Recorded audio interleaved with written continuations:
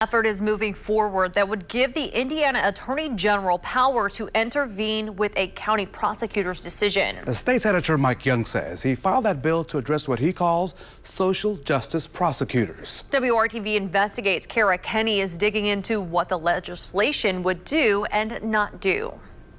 Lawmakers have attempted this before but have not been successful. Senator Mike Young of Indianapolis says the third time could be the charm. Remember back in 2019 when Marion County Prosecutor Ryan Mears announced he would not prosecute simple marijuana cases so his office could focus on violent crime? I think it underscores the importance of this job and the ability that this job can have on the community. Senator Mike Young says county prosecutors should enforce the state's laws, even if they don't agree with them.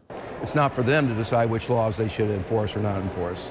Young filed Senate Bill 165, which would allow the Attorney General to request an outside special prosecutor to step in if a county prosecutor refuses to prosecute certain crimes. The senator says he got the idea from what he calls social justice prosecutors. They weren't enforcing theft laws, so it means somebody could steal up to $750 of your money, and they wouldn't prosecute people for that. Public indecency, prostitution. I can see you don't really want to name names. Right.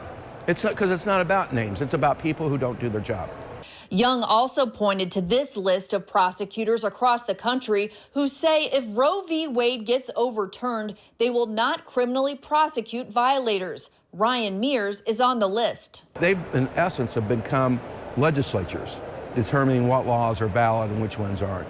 Here's what the bill will not do. A citizen cannot request the Attorney General step in because they're frustrated their county prosecutor declined to file charges. Non-compliant prosecutors do need to be held responsible, and currently there's no way to do anything. We first introduced you to Stephanie Stewart back in October. She says she was raped in her home, but Hamilton County declined to press charges. Senate Bill 165 will not help situations like hers. I feel like there should be some sort of review board or something, something like that.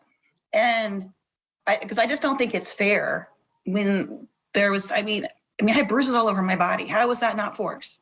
Prosecutors will still have individual discretion and cannot prosecute cases they know they can't win. That's way too much power. There has to be a check and balance.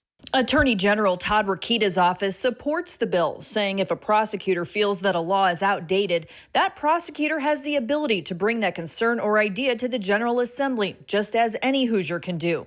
The Indiana Prosecuting Attorneys Council disagrees, saying anytime there is a bill that attempts to limit prosecutor discretion, prosecutors will oppose it, and we have been against several similar bills in the past that have been offered. The bill has already passed the Senate and is now assigned to the House Courts and Criminal Code Committee. Working for you, Kenney, WRTV. Marion County Prosecutor Ryan Mears' office also disagrees with Senate Bill 165. Their statement took aim at the fact that not a single marijuana legalization bill has received a hearing this year. The statement says, quote, "It is disappointing that legislators are spending their limited time focusing on this rather than the real issue, marijuana. This is an issue that members of their caucus and a majority of Hoosiers believe deserves an earnest discussion," end quote. The bill has until February 25th to get a hearing or it will not move forward this year. In terms of who pays, Senator Young says the county with the non-compliant prosecutor would have to pay for the special prosecutor.